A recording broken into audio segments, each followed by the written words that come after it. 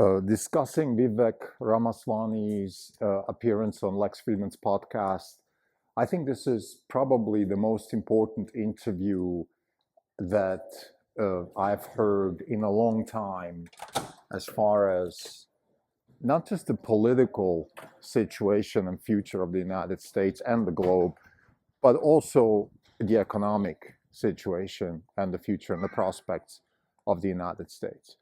So let's be clear, I think Vivek's eloquence and laser focus on results is, in my opinion, that's the solution to the political and economic problems that we're facing right now globally.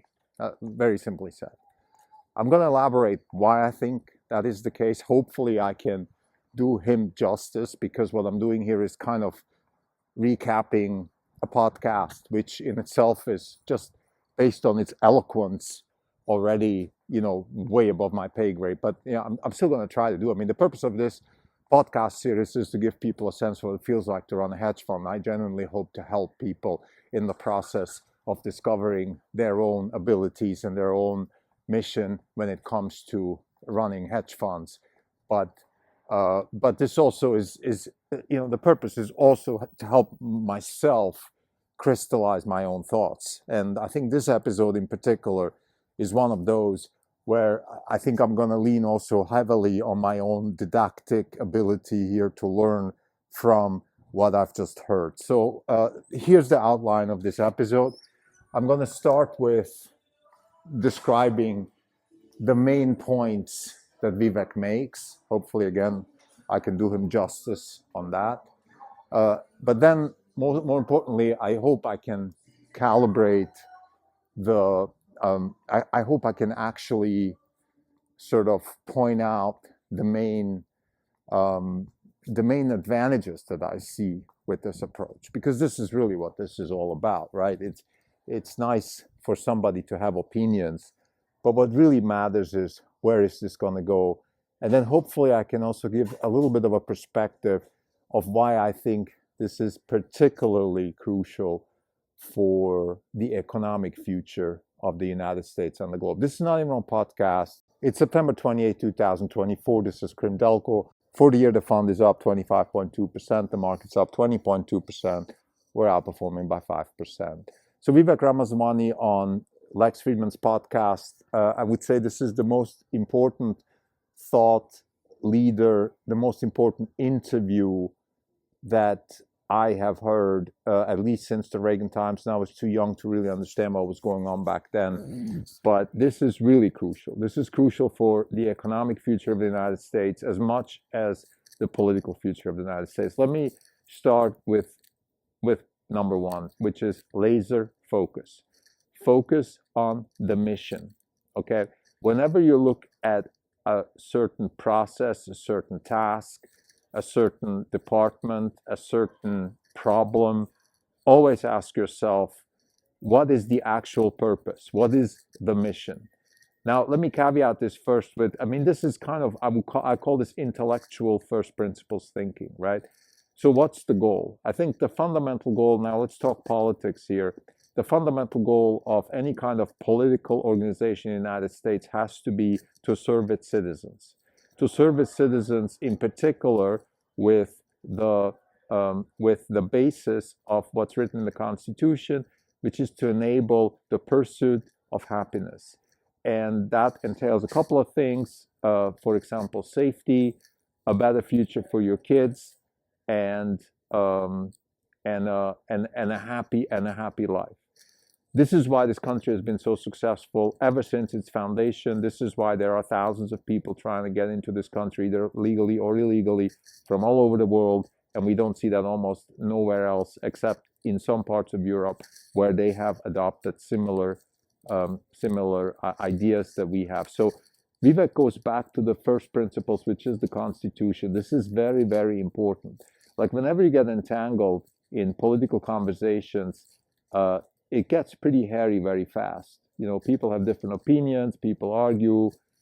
If you go back to first principles and then build from there, you very often get to a point where you might still disagree, but you disagree with a common language. You found common ground. You can still disagree. You can say that I prefer A to B, but we're all on the same page as far as what we actually want fundamentally. What do I mean with that? For example, when Vivek is asked about the border situation and illegal immigrants, he's not arguing whether it's human or inhuman or all of that stuff, which is a conversation that nobody really wants to have. Nobody wants to hurt other human beings. Nobody wants to be in the business of separating kids from mothers, none of that stuff. But we're all in the business of protecting the Constitution, which is in principle trying to make our citizens better off. Because even if we want to pursue that goal for the rest of the world, first we have to be better off here before we can be a guiding principle or a safe haven or whatever you want for other people in the world. So then he's asked, okay, but if you want to repatriate immigrants that have come to this country illegally, you will have to separate. Let's say, kids from their mothers. And then his answer to that is, look, let's go back to the Constitution. We're a state based on the law, and the law cannot be broken. If the law gets broken, you go to prison. We have 350,000 mothers right now in prison in the United States that have been separated from their kids. Is this a good outcome? Of course not. Nobody wants kids to be separated from their mothers. But the price to be paid for a government which is run on the legal premise of the state of law and law and order has to pay that price in order to maintain liberty and freedom for everybody else.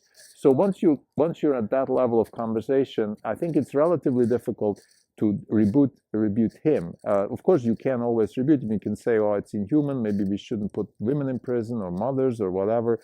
But we all know where that's going to end up. And the other thing that he said in this context, which is very powerful, is if you start digressing, if you start moving away from the mission, then you are fostering lies. So for example, let's say we make a rule where it says, okay, no mothers should be put in prison. We will have a lot of criminals that will lie to be mothers and use other kids as pretext to be mothers and all of that kind of stuff, which, by the way, is happening with immigration also. I read Solito, for example, a great book about a migrant child that comes to the United States.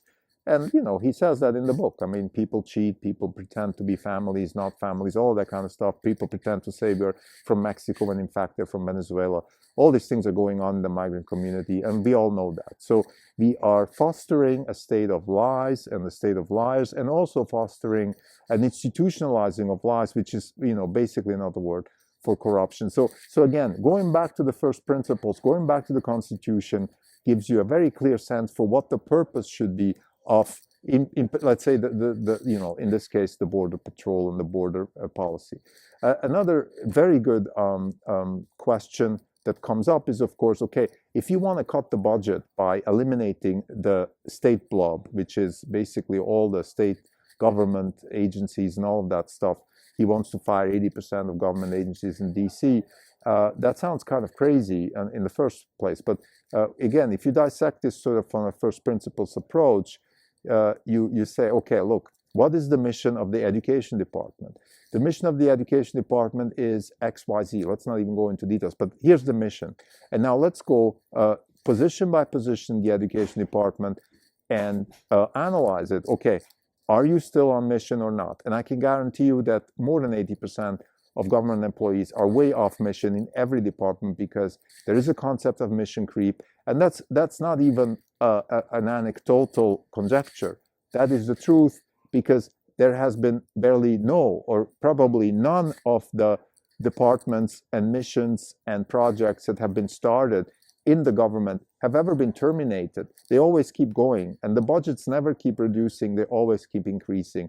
And that's why we do have a $1 trillion deficit, and that's why we do have $34 trillion in that, and etc. So again, you go back to, okay, what is the mission, and what exactly are we trying to achieve? Now let's hire the right people with the right job to achieve that. This is the goal. I think this is a very healthy and very important way to look at projects. By the way, this is how companies are run. This is how, my hunch is, Vivek Ramaswamy was running his companies, and how he intends to run the future companies, and potentially be helpful within running the government of the United States, or maybe one day even be the president if he chooses to run again.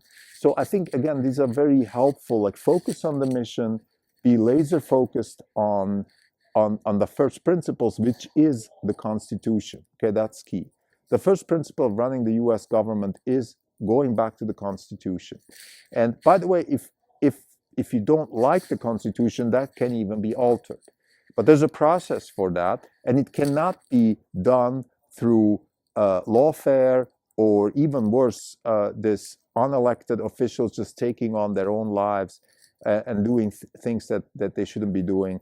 So that, to me, is why is this so important? Well, politically, of course, it's important because it's going to reduce a lot of the uncertainty and a lot of the hoopla which is going on in politics right now. I think it's going to reduce the identity politics and the high bipolarization of U.S. politics, and bring us back to some sort of basic debate culture, which is absolutely needed for a functioning democracy.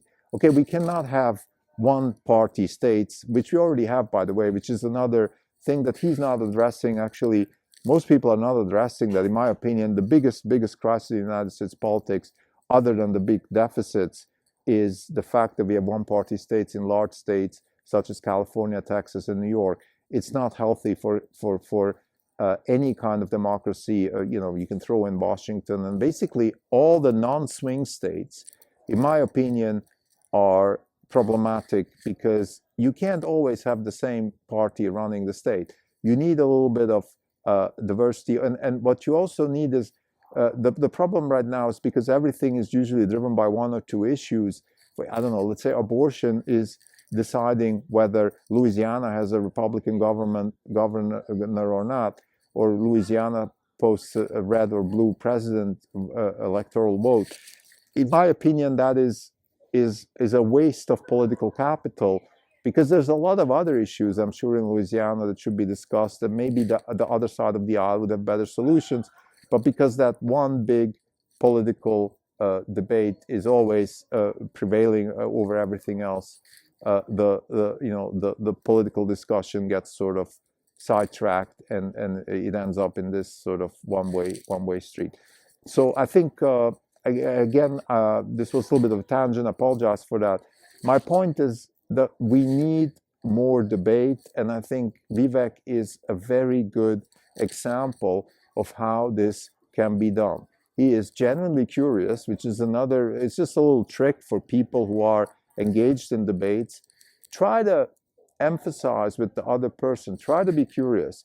If you argue, let's say, that climate change is a stupid, let's say my opinion is climate change is a stupid problem because it's not well defined what it actually means. And let's say I give a speech and I have activists attacking me saying I'm a climate change denier, then I would try to understand, okay, why do they think that? Why are they so emotional about climate change? And the answer could be that they might be generally concerned about a planet which could deteriorate, and they could potentially end up with a bad situation for themselves and their own families. And then you can try to argue with them about that. You can say, look, I mean, I'm with you on that. Like, my goal is not to destroy the planet by any means. I'm just a little bit concerned that if we turn off the oil and whatever else you want to turn off right now, and you end up in this Malthusian regression, that a lot of people will disagree with that and have a problem with that, and we should address them too. And how about we try to find a compromise here where we can try to mitigate some of the issues that you are genuinely concerned about, which, by the way, maybe it's not even climate change, because you don't even know exactly what climate change is. But maybe you are concerned about, let's say, global warming. Okay, well, let's try to understand what it actually means, global warming. And global warming has to do with warming. I mean, the planet's warming, the glaciers are melting, and that's driven by CO2. So how about we decarbonize the economy? Let's work on that. That's not a bad idea. Electrify transportation, electrify housing, heating, things like that. Tesla, for example, has a master plan based on that. How about we go look at that? It's an interesting problem to solve. but it's a clear problem. Decarbonizing the economy is a decarbonizing the economy actually is a solvable problem because it's clear what that means.